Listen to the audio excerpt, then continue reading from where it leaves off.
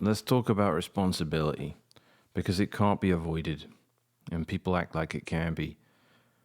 You need to understand what you're doing when you run a node on the Bitcoin network because in no circumstances do you get to participate in horrible, immoral activity and absolve yourself of any responsibility if the tools were available for you to reject doing so and to walk away from doing so. This isn't an obligation I'm placing on you. It's an obligation that you have, that you need to be aware that you have, and that you're going to suffer if you don't. This is just a universal rule of how stuff works, and everyone knows it, and everyone acts that way all the time. I'm not getting into religion because it's going to alienate people from something that is just true that no one can deny. And I have to use some disgusting examples in this video because this is what it all comes down to. And I've been very philosophical up until this point. I've spoken about cultural subversion and shifting things, and I've mentioned the fact that Vitalik came along and wanted to build Ethereum, and the devs said, no, we're not changing data carrier size to accommodate you. And then all of the Ethereum drama happened over on its own network rather than Bitcoin. Can you imagine if the nightmare of Ethereum occurred on Bitcoin itself and we had to deal with that since 2015, 2016? Would have been horrible. But this is much more severe than that. This is a much deeper struggle, and it comes down to the fact that people ultimately, for the right reasons, do not want to participate in disgusting activity knowingly. Everyone knows that there's going to be unforeseen consequences of things that they do that aren't anything to do with their intentions, and they absolve themselves of the blame and guilt if they took reasonable countermeasures that were available to them. They're not going to beat themselves up about sometimes bad stuff just happens. No one's going to beat themselves up about that, but they need to know that they have made a decent effort at the end of the day not to do despicable things. Let's talk about what your Bitcoin node actually does. Your Bitcoin node naively is connecting in a new way to a network that operates in a way that makes use of the internet in a way that no one is used to doing anymore. Everyone uses the internet in a curated capacity. You go on websites run by other people that are all doxed, that are all made responsible for the behavior they're doing and participating in. You can go on websites like Facebook and YouTube and Twitter and a million other websites that are run by regulated companies that know they are going to be held responsible for the content on those websites. The internet is a wild, wild west, but you're always looking at it through the various filters of people acting in a way where they don't want to get held accountable for awful things being published. And we're just talking about data here. It's all just data, and all data wants to be free, and the internet treats censorship as damage and routes around it and all that. But not exactly. There's a reason you don't go on Twitter, and I'm going to refer to the world's most obvious and disgusting example of how horrible data can be, right? And it's pornography of people not of the age of consent, right? I'm going to refer to that as CP throughout the rest of this video because I'd like people to actually see it, and I don't want to trigger the algorithms that are rightly there in YouTube in the first place. And that ironically proves the whole point of what I'm talking about here. You're used to it being YouTube's responsibility to moderate content and make it so that you don't accidentally have to start doing that stuff yourself. I don't care if I go on websites like YouTube and Twitter and stuff like that. I have a reasonable expectation that I'm not going to see that kind of disgusting stuff because someone else has taken it upon themselves to make sure it's not there. Now, these guys have safe harbor provisioning, which means it can accidentally end up there, and they are given that safe harbor provision as a big data platform only on the condition that they engage in a best effort basis to get rid of that stuff. Are you following me so far? So CP can end up on Facebook, it can end up on Twitter, but the people that run those companies are allowed to continue doing so and allow user-provided content, assuming on a best effort basis they continue trying to remove that stuff. And they demonstrably do, and they have to be able to prove that their intention is not to facilitate the distribution of that kind of content. It's a very important understanding, because this is not a video about libertarianism versus statism or anything like that. It's just a video about personal responsibility, and the law does widely work in a way that's congruent with that. If you are doing something irresponsible and you are knowingly distributing CP as a platform like Facebook and Twitter, you're going to get shut down by an immoral entity such as the state, but the state is acting on the premise that you are knowingly doing this stuff, and they're not wrong to assert that. If you are running some CP distributing media platform, knowingly doing that, and you get shut down, no one's going to have an ethical problem with that. They might have an ethical issue with the way it was enforced because it was done by the authorities and they're corrupt in their own way. But the fact that you weren't taking responsibility for your own actions is not good enough. And no one raised right, no human being I would ever interact with in my day-to-day life is going to deny that they have responsibility for their own actions. So what's going on with your Bitcoin node? Your Bitcoin node gets to operate freely because it's engaged in monetary activity. And never in our standards of what we've established as acceptable behavior is historical records of atrocities being a thing that a person is responsible not to utter into existence.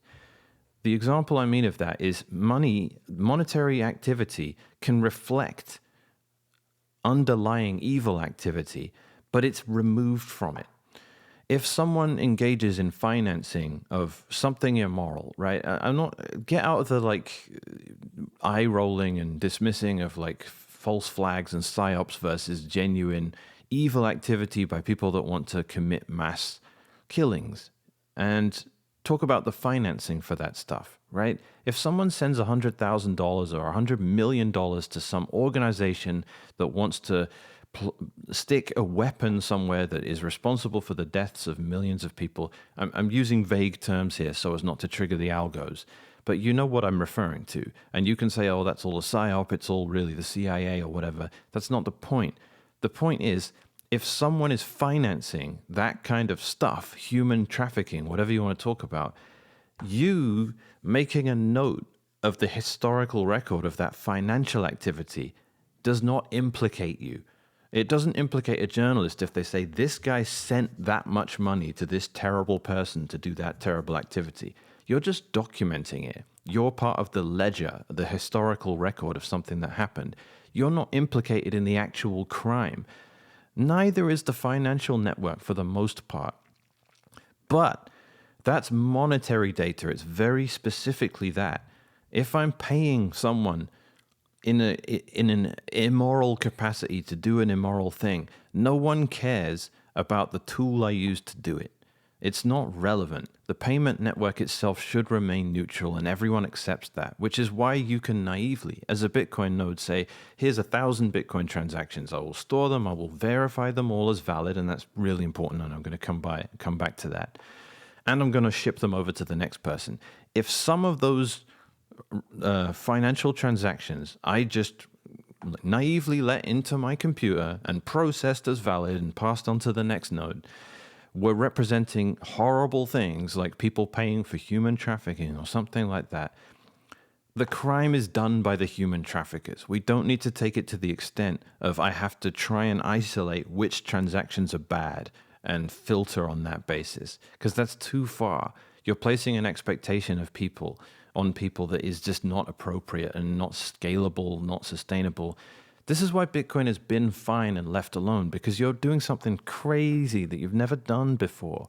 You are operating a peer-to-peer permissionless network where any random stranger can send files to you that you're going to have sitting on your computer and you're going to process in plain text because you have to verify that they're valid transactions. And I'm going to come back to that too, because that's really relevant.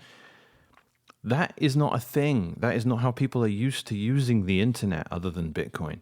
Running a Bitcoin node is a completely wild thing to do because you're giving random strangers access to your computer and letting them transfer files to you and store them. If those files just contain history of monetary activity, it doesn't matter. You're not taking responsibility for what people are doing because overall it's a net positive. You're allowing people to engage in a financial system that doesn't do the harm of what the fiat financial system does. And yes, some people are going to use that to engage in horrible activity. They're going to pay for stuff you wouldn't approve of. But you're not going to disprove of it by destroying the neutrality of a currency or a payment network because that's over the top and no one is going to hold you responsible for having done that. I think it would be over the top to do that. And that's why I'm neutral with regards to money. Whereas financial activity being treated as all equal, whether how big or small it is or the nature of what it is you're doing, I'm fine with that. And I think most people are. Arbitrary data doesn't work the same way because arbitrary data itself can be illicit.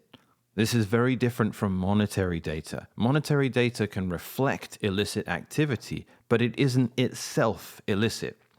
And this is what no one seems to have been able to figure out. And this is why I'm saying I've been overly philosophical up until this point. I've been talking about cultural subversion and changes in how we operate and how we act and what we expect of this thing. And we're trying to undermine it for this perfect use case and we're making it do more things and it's going to lead just kind of to nowhere the way crypto does.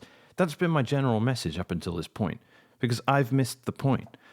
The actual practical damage here that's being done specifically is the fact that arbitrary data itself might be something you just have to discriminate against depending on what it contains.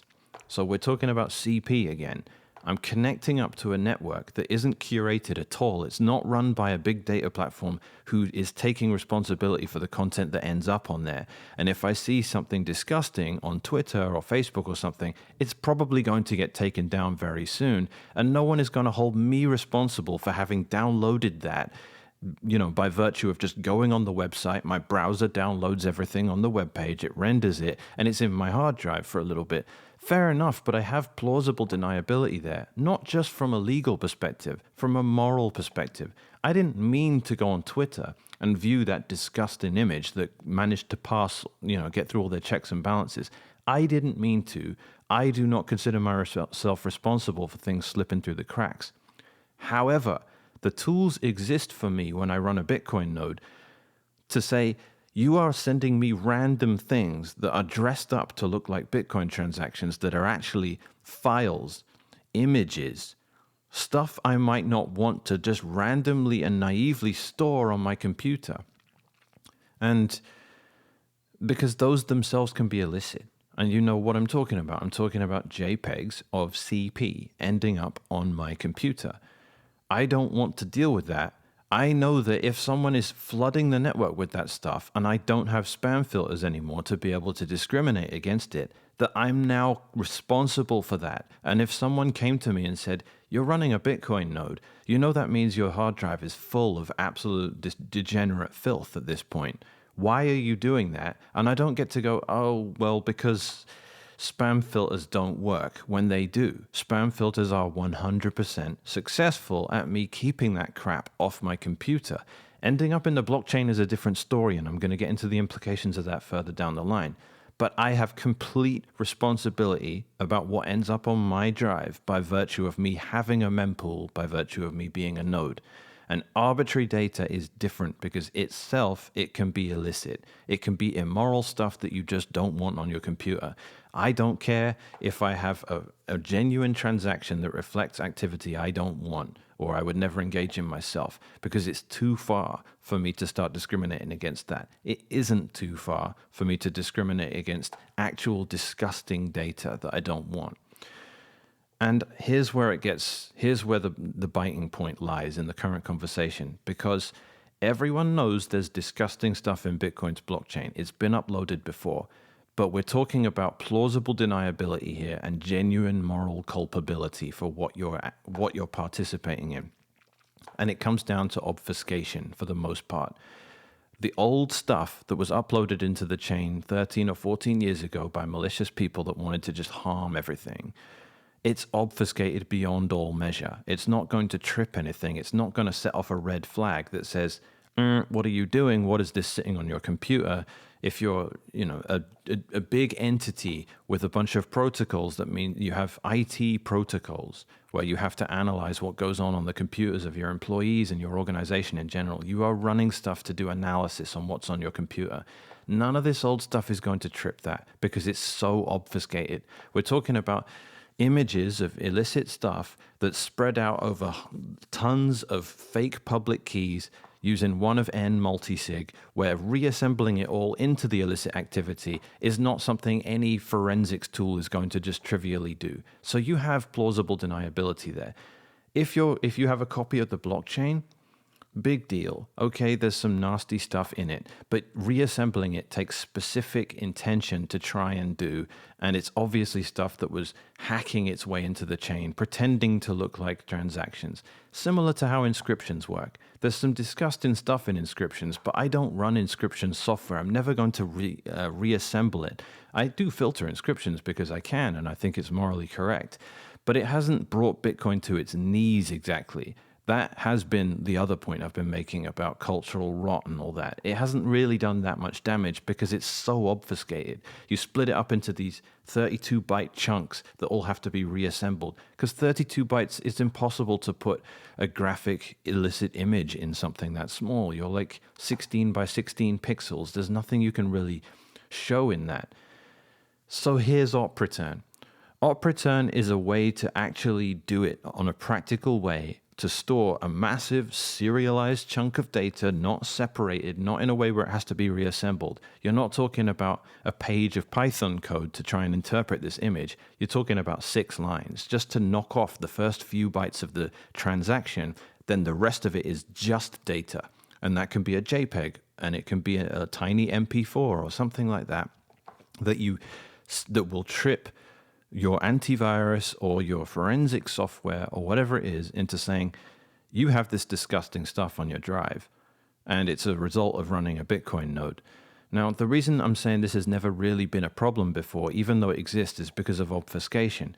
Op return stops things being anything like as obfuscated. The whole series of bytes is going to exist, in a serialized capacity. There's no breaking of it up into chunks that have to be manually reassembled. It's just there. The file is just there with a tiny bit at the beginning saying, this is an op return, which is like 0x6 or something. You just knock that off, and then you have a raw JPEG file. And that's there. And I'll make a point here because I really want this to be its own rant because of how significant it is, but I can't dance around it any longer because it's just relevant to this.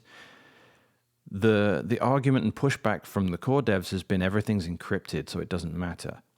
Firstly, Facebook don't get to use the defense when maintaining the safe harbor provisions that we used HTTPS. So when people went on our website and we sent them CP by mistake, it was encrypted in transit, so their ISP didn't pick up on it. That's not good enough. That doesn't absolve you of responsibility, and it doesn't in Bitcoin either. And here's the fun part. What's the first thing everyone says about these spam transactions? Is that they are valid transactions. That's the fun part, because that means my node needs to verify that they're valid. Otherwise, it needs to kick it out of the mempool so that it doesn't have the capacity to make an invalid block or relay invalid transactions. It's not going to do that. In processing it and making sure it's valid, I have to take it from encrypted to decrypted and store the entire file in RAM and process it on my computer in order to make sure it's a valid transaction. That's the point where you start tripping stuff, and you're telling the user of that Bitcoin node, if you're running the software that millions of people run, hey, there's CP on this computer. It's being accessed by this program, Bitcoin D. That's suddenly at that point, normal people are going to say running a node is gross. I don't want to do this anymore because you've crossed the line of plausible deniability. It wasn't sneaked into chunks, separated by push bytes and various opcodes that have to be exquisitely reassembled to try and recreate the whole thing. No, it's just there in serialized format. And the reason this was never a problem before is because op returns were limited to 80 bytes. And you can't do anything with 80 bytes except store a couple of hashes. No one cares about that. And no one cares if you have a hash that's part of a valid transaction of some illicit activity. It doesn't matter, and you don't have moral culpability for that. However, Core blowing that up to 100,000 bytes of sequential data that's just there, readily available, that you have to process in a decrypted format, just means you are now processing images of underage, of CP. You're just processing that on your computer, tripping stuff left, right, and center. And what do you do about that? You have a responsibility to say, I don't want to do this. Because it never, in any context, would anyone ever say, hey, run this piece of software. Forget about Bitcoin completely. They're just saying, run this piece of software where you connect to random strangers who can send you 100 kilobyte files that, because of the way Bitcoin works, you can't leave encrypted. You have to decrypt them. So they're just there in raw format on your computer being processed, because you have to verify that they're part of a valid transaction in Bitcoin, making it even worse. You're connecting to random strangers who are sending you random files anonymously and storing them on your computer temporarily in your mempool. There is no way the human race that I know would say, I'm fine with doing that without any safeguards, which is what spam filters are. I'm just going to naively accept random strangers putting stuff on my computer. People are so used to the curated internet. You can go online, you go on all the social media sites, you go on everywhere else. Someone is working very hard to separate nasty stuff that can get them in trouble from relatively wholesome content. Yeah, you see a lot of horrible stuff on social media, but it's all legal, and it's all just part of the journalistic process for you to know about some of the horrible stuff that goes on in the world. Journalists are not responsible for the activity they're committing. However, some data is just filth that you have to discriminate against, and you don't want it stored on your computer. And everyone knows this. If someone gets caught with CP on their laptop, there's no asterisk there. They don't get to absolve themselves of moral culpability. Everyone is just done. That person has ruined their reputation for the rest of their life, and no one really has a problem with that. No one is going to defend them. Like, I've seen people attempt to make naive defenses of that, and they're the kind of people making these stupid arguments Adam Back is making, saying all data is equal, information wants to be free, information theory, the internet treats censorship as damage and roots around it. Not entirely. It's not censorship. It's people taking responsibility for what's on their own freaking computers. And you can't tell people they don't have that responsibility, because then you infantilize them and they don't get to have anything as wonderful as a free monetary network, because they can't take the responsibility of making sure it stays within the confines where freedom is acceptable. Freedom can only exist in certain contexts, and people don't understand the juxtaposition of boundaries and freedom. They are not self-contradictory. In fact, they are complementary. And when people take it too far and say freedom is the freedom to do anything whatsoever, then the context in which they enjoyed some freedom has now escaped its boundary and is now meaningless, and is going to be undermined by the fact that people can do nasty stuff. And it's the tiny minority of people, but they can ruin a public commons very quickly for everyone. 99% of people want it to be a park. One guy wants to shoot up heroin and take a dump in the middle of the place. He wins because he raced it to the bottom and he undermined everyone else's activity. Unless people take it on their responsibility for themselves to prevent that kind of thing from happening. So we haven't even got into what happens when it ends up in the blockchain anyway. But I'm going to save that for the end of the video. But the point is, you can't tell people they don't have a responsibility for what's on their computer. You have to draw a line with the way the law works, and it reflects, I'm happy to say it does reflect the way humans generally think, which is it plausible? Do you have a reasonable way to say, look, I was trying to drive to the store, someone ran out into the road and I ran over them. I wasn't trying to kill them, right? I wasn't trying to hurt someone. Everyone's going to say, yeah, fair enough. As a result of driving, which is generally a reasonable thing for humans to do, sometimes people get hit and accidents happen and people die. it's okay. We don't consider you an intentionally homicidal person because you drove a car and had an accident. That is how we work. That's how we're wired. It sucks and you're still going to feel bad about doing it, but you're not going to give away your car, right? But if there's a mechanism within a motor vehicle that says, or a convention around how you drive that says minimize the bad outcomes that can come from this, and you completely flagrantly ignore them, speeding through school zones at 100 miles an hour, and you hit someone and hurt them, then that's your responsibility at that point. You can get hung up on the fact that someone's trying to control your behavior and it seems arbitrary. Why do I have to slow down here? The road can certainly handle me driving faster than this or whatever. But the point is, it reflects self-responsibility, moral culpability. There's a line. There is a line between I drove a car and had an accident and I wasn't doing anything ridiculous. I wasn't looking at my phone driving through a residential area, in fog or whatever, and hit a kid, like when I was going way too fast. No one is going to sit there and go, that's not your fault. They're going to say that is your fault. But there are circumstances in which you can hit someone and people are going to say, that sucks, that was unlucky. You weren't doing anything wrong.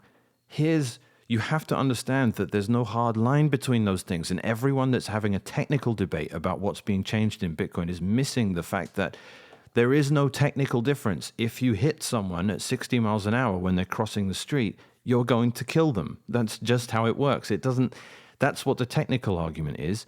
But then we have the intention of it, which is, am I culpable for that having happened or not? If someone ran into the freeway and I hit them, it's very different from if I was speeding through a residential neighborhood. They're different things, and people are acting like they're the same because technically they're the same. The kinetic energy went from my car into this human being, and it burst a bunch of their internal organs, and now they're dead. Like, that's a technical argument, and it misses the point of the human behind it. And we need people to run Bitcoin nodes. They have to do it, and they have to be comfortable doing it, and they need to not feel like they have a moral obligation not to because of the disgusting things that they're accepting onto their computers and relaying around the network. If you get rid of spam filters, you're getting rid of their ability to discriminate. So it just becomes, I'm using a tool, I'm going to drive my car, and I really know that none of the safeguards are there anymore. I'm just going to hit people and kill them if I get in this thing. It's like basically guaranteed at this point. No one's going to drive if they have a conscience in that world. And that's what's being done to Bitcoin here. It's that serious of a change. Back to the point of op return, you're going to have suddenly, it's not limited to 80 bytes anymore, which you can't really do anything with except a couple of hashes. Instead, it's going to be an 100 kilobyte file of God knows what. And I don't want to deal with that. And I'm not going to deal with that, so I'm going to filter it out, because I understand if I relay all the world's monetary history around and store it and serve it to other people, if some people have managed to trick me into believing something's a transaction when it isn't and getting it in the chain, I don't care. It's not going to trip anything. It's not going to make me feel morally culpable for having distributed CP. However, if you send me an 100 gigabyte arbitrary data file that is totally just a little MP4 file of some horrible, sexual immorality that absolutely I do not want on my computer, when I have the tool right there to discriminate against it and I'm just not using it, then it's my fault. And you don't get to evade responsibility by making technical arguments by saying, hey, it's all just ones and zeros. Go away with this frivolity and this ridiculously shallow arguments. That's not how people work. It's not just kinetic energy hitting a body and making them not alive anymore. It's what you are doing in the process. You can't. If you want to be a human being that gets the benefit of the freedom of having Bitcoin, the neutral monetary network that doesn't require third-party permission to participate in, you cannot, as a law of the universe, interact with it in a way where you have zero responsibility for what you're doing as a participant. Those things never go together. You cannot have that kind of freedom if you cannot take the responsibility that comes with it. You're used to using the internet and it always being someone else's responsibility. The reason I can use Facebook and naively click on any page within that, and if anything illicit or disgusting comes up, that's Facebook's problem, and as part of the provisioning, for how they get their safe harbor status is because they have to engage in a best effort basis on removing that stuff with extreme prejudice to prevent me from seeing it. And if they fail at that, even if they're allowed to continue, I'm going to be so disgusted and there's going to be such a stigma against the website that no one goes on it anymore. And those stigmas are incredibly powerful.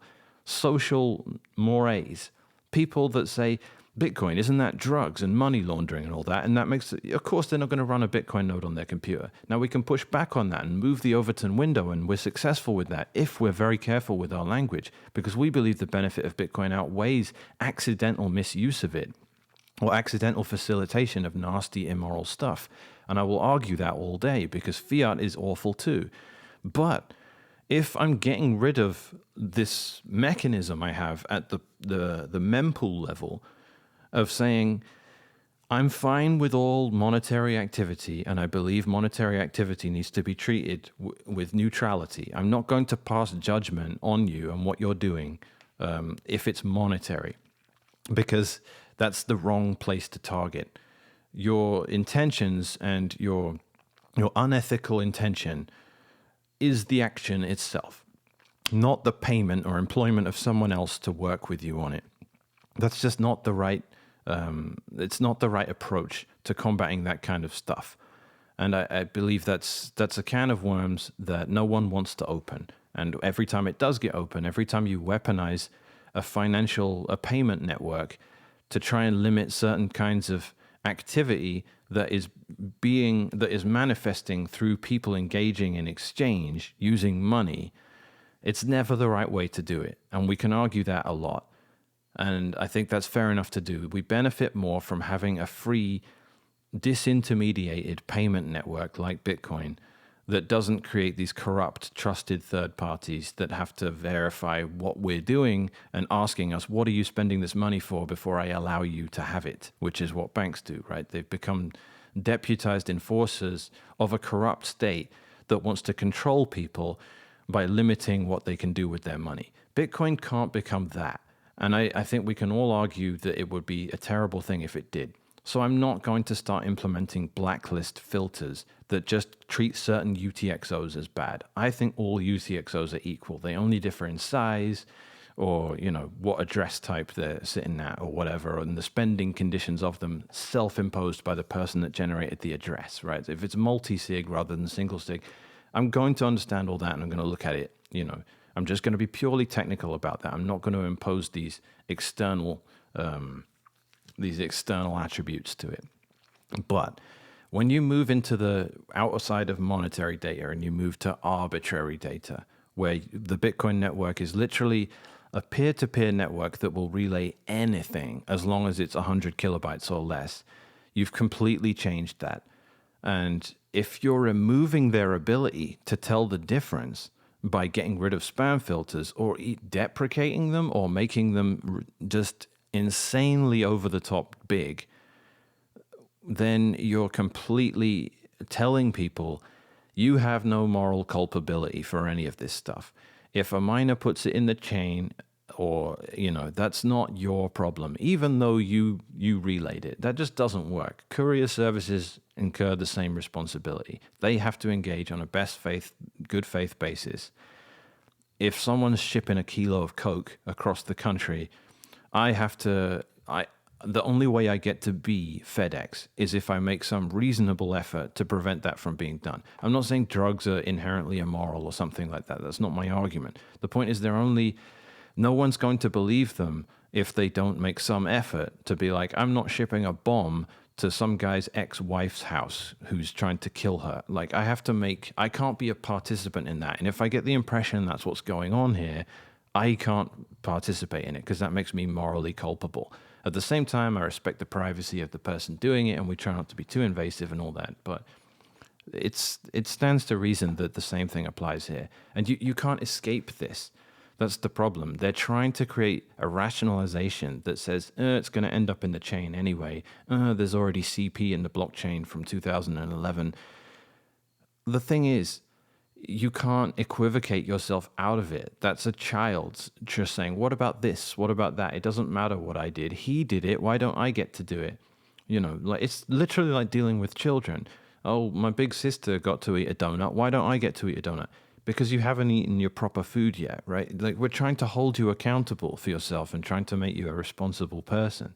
So I'm not taking all these what about ifs and what about arguments because they're not relevant. You don't, any honest person that's going to look at themselves and say, I need to run a Bitcoin node to participate in the network. What's the cost of me doing that? Am I participating in something that makes me sick, that I just don't want to be a part of anymore, that seems to characterize the network as a whole? I'm just not going to do that. This has been, we have case studies. We have enough people out there that associate. This is why they pushed so hard to make Bitcoin associated with drugs and terrorist financing and other horrible things like CP. They tried really hard to do that, and it was really effective because people don't have time to analyze whether those are being made in a genuine capacity as arguments or not.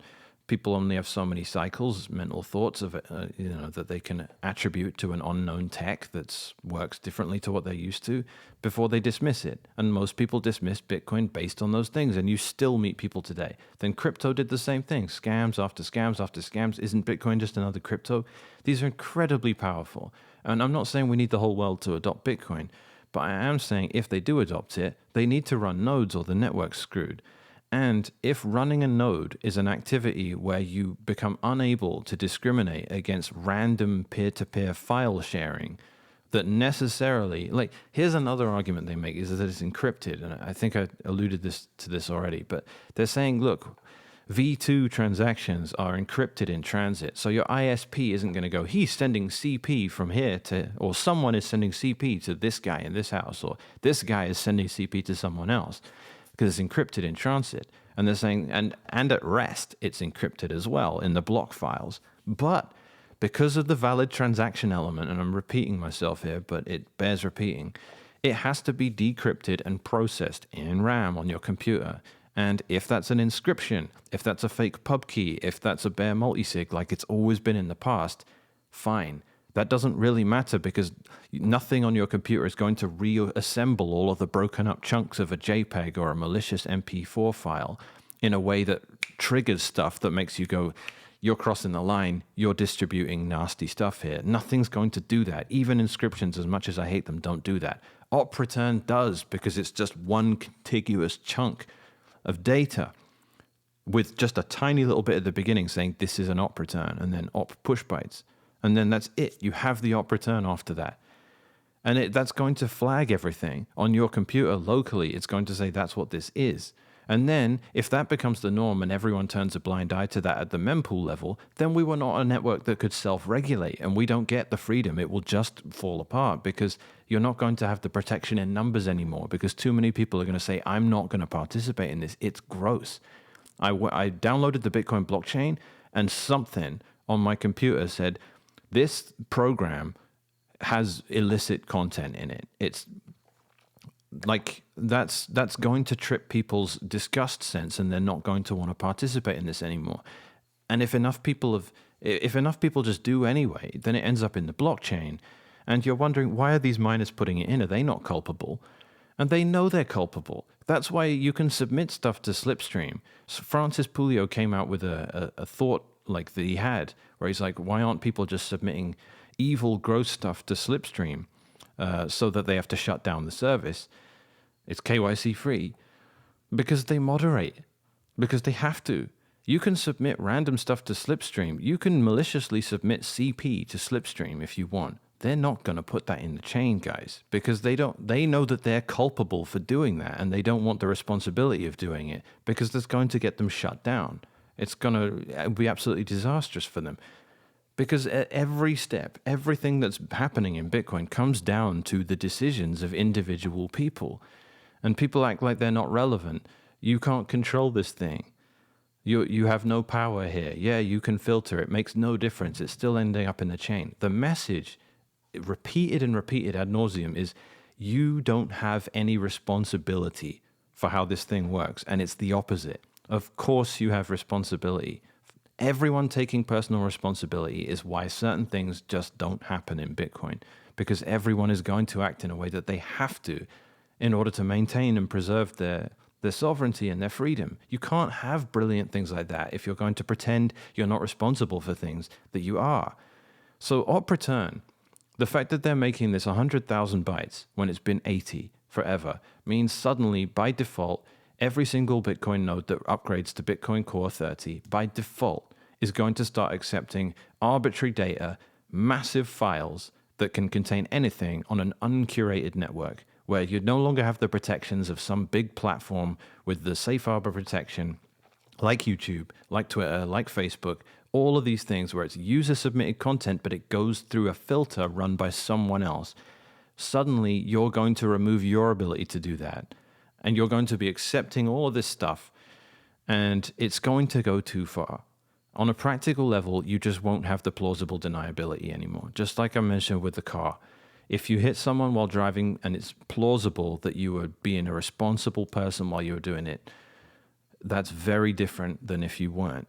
And if you're running a Bitcoin node with no filters, accepting arbitrary data and storing this nasty stuff on your computer because there's no middleman to cleanse it for you and to put it through a filter on your behalf, you can't act and play dumb in that scenario. It's not going to fly. No one's going to believe you. If you're running a Bitcoin node and your computer is filled up with CP, maybe the miners don't include it in the chain because they're not stupid. They're the ones running the filters, but you're not. Core sycophants can come at me and tell me, oh, miners are still economically incentivized to include CP in the chain. Wake up, guys. They are huge regulated entities.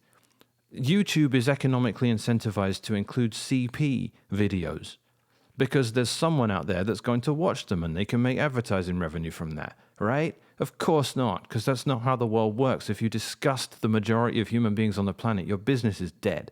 And if you do that as a Bitcoin miner, when you're a huge $100 million entity, and you're just naively saying, oh, I'm going to make 5 cents extra for uploading a JPEG, a giant op return of the CP. Wake up.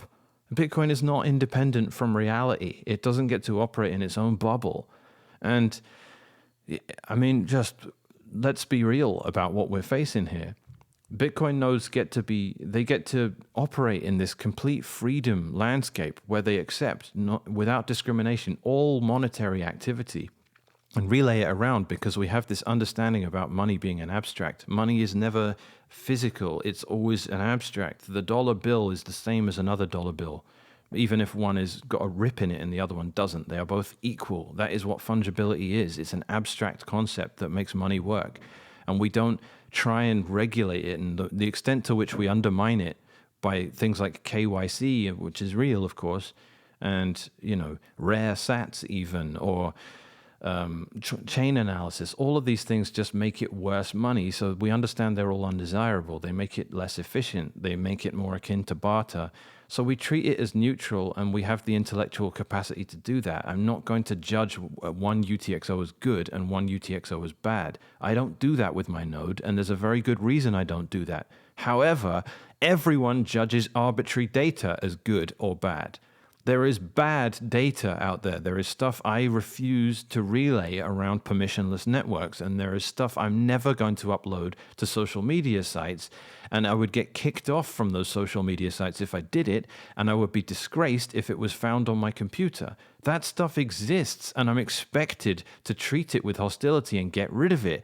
Bitcoin is no exception, and as I mentioned, it's just worse because you have to process it decrypted.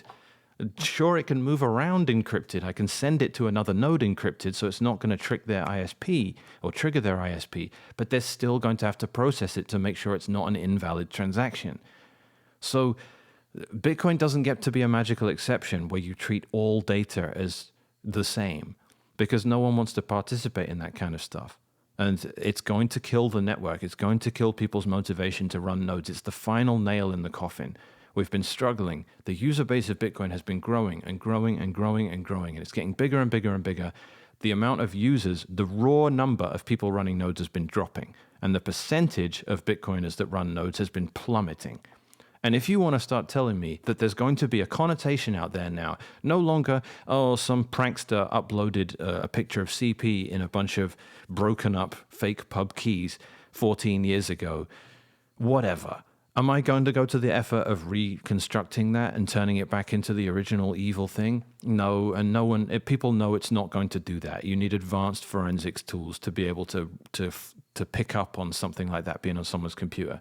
If it's just in op return, you don't have that plausible deniability anymore. It's just there. Excuse me, sir, what's that doing on your computer? Well, I ran a Bitcoin node. Everyone knows you don't do that. Everyone knows you do not run Bitcoin nodes without filters, because it's an uncurated, peer-to-peer, permissionless network where strangers can dump random files on your computer. If you're going to participate in that because it's technically already possible for them to store this stuff in fake pub keys, shut up. Shut up with these stupid arguments. I've completely run out of patience with it. It's different. It's meaningfully different.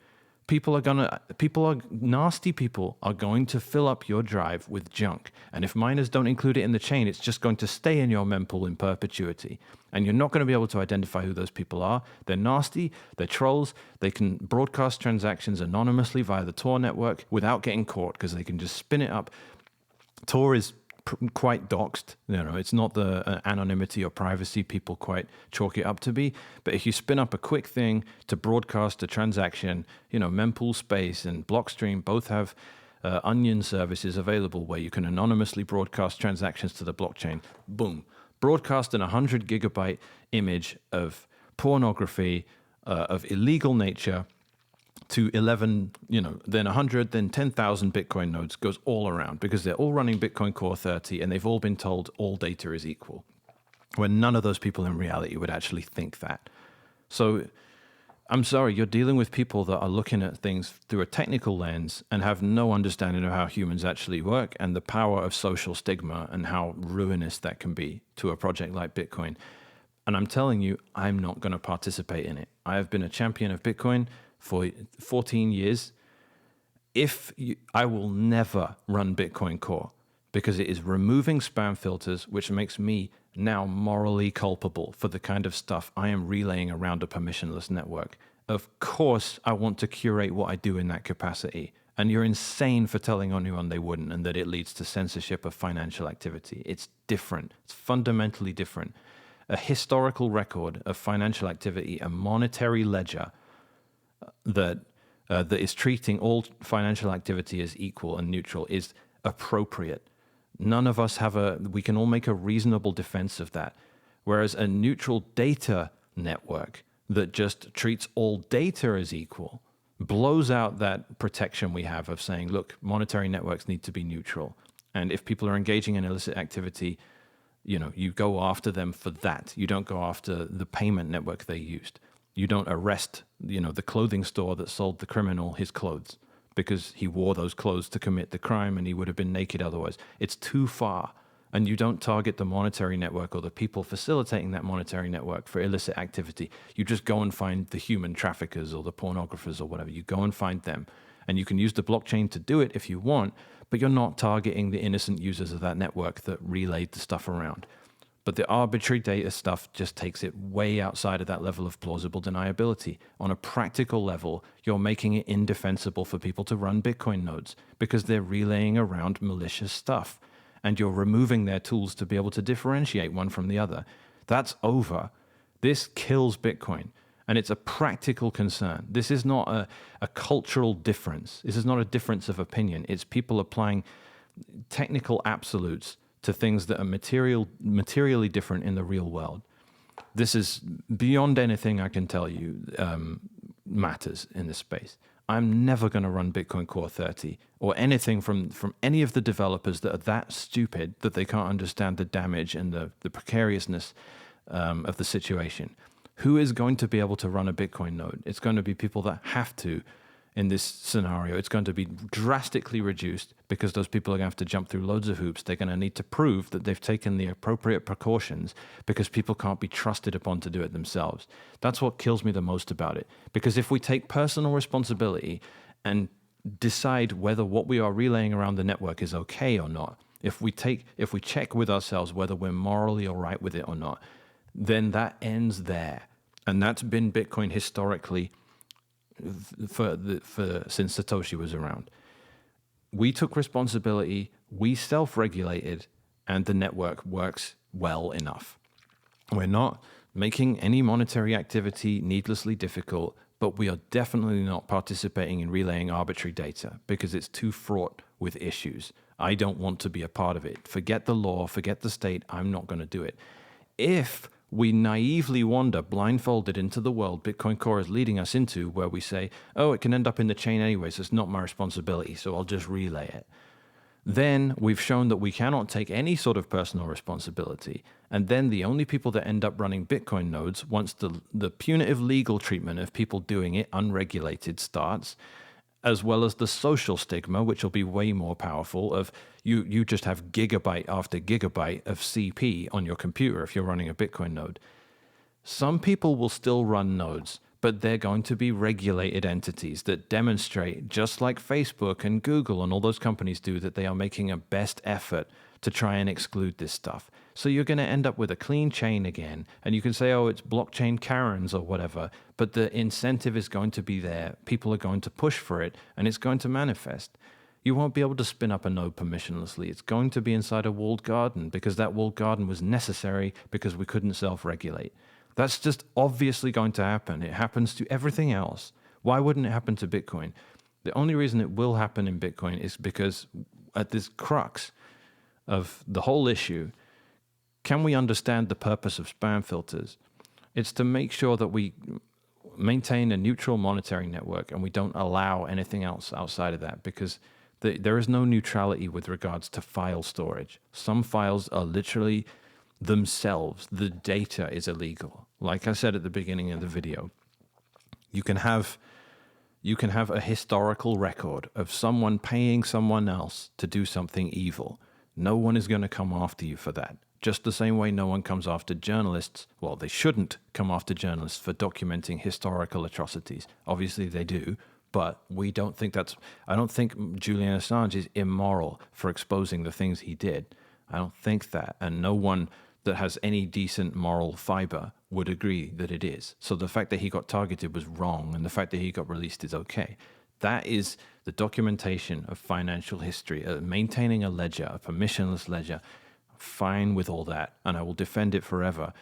I'm not fine with all types of data. There is data I aggressively keep out of my digital life, and I expect other people to do the same. And if you are naive about that point, you don't get to say, well, it was a Bitcoin node that resulted in me having all that stuff on my hard drive. All that's going to do is make people think Bitcoin is disgusting, and once people think something is disgusting, they are done with it for the rest of their life. And if they still end up having to use it anyway, even though they think it's disgusting because of how powerful it is, they're not going to do so in a sovereign way, because running a node is the specific part about it that makes it disgusting. That means you're storing this gross stuff on your computer and you're participating in relaying around, because the tools for you to reject that have been removed because misguided ideologues associate your ability to make choices about how you participate in a peer-to-peer permissionless network is censorship. They're mischaracterizing that. Personal responsibility and exercising your right to remain silent. These are not censorship. This is you saying, I'm not going to participate in something. I'm not obligated to relay the speech of others when I disagree with the message. I'm not obligated to do that. And in fact, if I disagree with it, I'm going to reject and decline that. So this is basic laws of the universe here. And this is why people talk about, like the block size war was much more important. This one is just a little quibble about how ideological we should be, about whether we have more or less arbitrary data in the chain, or whether it's practical to limit it if it's going to end up in the chain anyway. You're missing the most major part of this. We're going to cross the line from plausible deniability when it comes to trolls putting nasty stuff in the chain that has to be meticulously reassembled in a way that no one's going to do, that offers plausible deniability for everyone running Bitcoin nodes. You're crossing that line into, yeah, I'm just downloading unadulterated gigabyte after gigabyte of nasty stuff, serialized in a way that trips my antivirus and the software that my corporation runs. Every time I open up this app, I'm getting hit with red flag after red flag after red flag. This is filthy, and now I have no way to curate it, because the best effort basis on which safe harboring is provisioned doesn't apply in Bitcoin, because you can't delete it once it's in the chain. So the fact that there's a bit of CP in the chain at the moment is, again, plausible. You can say, look, I want to connect to the global monetary network and the amazing thing that is Bitcoin. I'm not going to let a little bit of trolling stop me from doing that. Reasonable argument. However, if there is just 100 kilobyte after 100 kilobyte after 100 kilobyte of nasty stuff in op return in serialized format, because that's what it is, it's not an inscription, over and over and over again, and I'm just downloading gigabyte after gigabyte after gigabyte of it, and every time I process the block to make sure it's valid, because they're valid transactions, it's going to show up unencrypted, it's going to trip stuff, and I'm going to sit there and say, do I want to be a part of this? I just don't think people are going to. Bitcoin is not good enough to justify that. It would have to be just a million times better for people to ignore that kind of stuff. And they're going to be put to the test. Bitcoiners are being asked the question, are you willing to participate in disgraceful stuff that's nothing to do with money in order to use Bitcoin, the monetary network? And they're being presented with a false dichotomy in that regard, saying if you try and discriminate, if you try and have both, you will have neither. They're trying to say if you discriminate against arbitrary data, Bitcoin will no longer be censorship resistant. This is the argument Adam keeps making over and over again, and it's wrong. Bitcoin has always had spam filters. It's always treated arbitrary data with hostility, and it's never been censored. So clearly, spam filters are not a tool for censorship. We're talking about rate limiting again. And if we can keep this disgusting stuff to a minimum, if we can make it so that, as it is right now, if you want to put an 100 kilobyte CP image or video in the blockchain, you need to go and pay Mara to do it. And they act like, well, they can get it in the chain anyway. I'm like, except Mara will refuse because they don't want to get shut down. So, it only centralizes mining if these massive out-of-band things exist. Those out-of-band things exist because there's some stuff nodes aren't happy to relay around the network for good reason, and you can't make them do it because it's going to disgust them if they do, which also means they're not going to end up in the chain if the massive miner has any sense, because why are they doing it? They have to manually check everything for illicit content before they put it in. That's not going to work. They're going to get shut down if they don't. And they're going to draw all the, why is there all this heat on every single Mara block? Why are we looking at what's in them? Someone is looking at them. And if it's in the blockchain, that's one thing. But if you're the one that put it there, that implicates you. I'm sorry. That's a problem. So, yeah, I've gone over the same point like 5 or 6 times each in this video, but I think it's a very practical concern. And I think people need to pay attention to this. You can't screw around. You're going to find out. You can't run a node on a permissionless P2P network and treat all data as equal.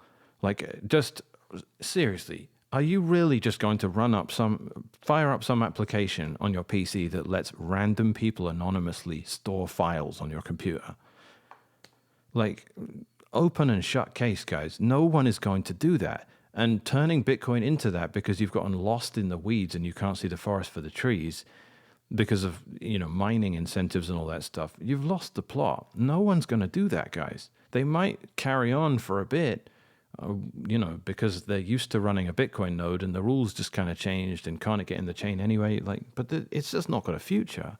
I'm not going to do it. No one with any sense is going to run a node that gives people, random strangers, the ability to just dump files on my laptop and that I have to decrypt and process. It's just not. It's not real. So Bitcoin has no future if it doesn't offer nodes the ability to filter out arbitrary data, and it needs to constantly update that and keep going. There's always going to be a new type of storing arbitrary data, and people say it's a game of cat and mouse, and I'm like, it's a game of cat and mouse you can't decline to play. You have to play it. And if you refuse to play it, it will fall into disrepair and nodes will become a thing that's socially stigmatized that you cannot do. And I would agree with it. And as I said, I'm Bitcoin's biggest fan. I've been pushing for adoption for it for well over a decade. I've been educating people how to do it. I've worked on software that enables people, plebs, to run it at home. And this is going to kill all of that. It's not going to be viable anymore for people socially. Interacting with Bitcoin permissionlessly, what that's going to entail, we are going to cross the threshold of plausible deniability and make it so that everyone knows you really think it's going to be socially acceptable to run a Bitcoin node if doing so means downloading gigabyte after gigabyte after gigabyte of CP. Like, get real. It's not a thing. There's a reason we have to filter that out. And if miners start putting it in the chain anyway, we have to deal with that because that's a big freaking problem. We can't ignore it and just be like, oh, they were economically incentivized to include it. No, that's insane for them to be doing that. And the fact that they're opening themselves up and all of us up to that level of scrutiny and social outrage is just not good enough. Yeah, I'll end the rant there because I could just go on this all day. But this is the new perspective that just hit me last night. I'm like, this is just insane. I'm not going to run an application that lets I'll end the video on that statement. I'm not running an application that lets random people dump 100 kilobyte files on my computer permissionlessly without me having any ability to judge whether what they're doing is related to the actual intended activity or not. If they want to dump transactions there, fine. If they want to dress CP up as as a transaction and stash it away in an op return, I'm going to discriminate against that. I have to because I'm not an irresponsible person, and I don't want Bitcoin to only appeal to irresponsible children that don't understand these things, because that's not a network with a future. I'm done.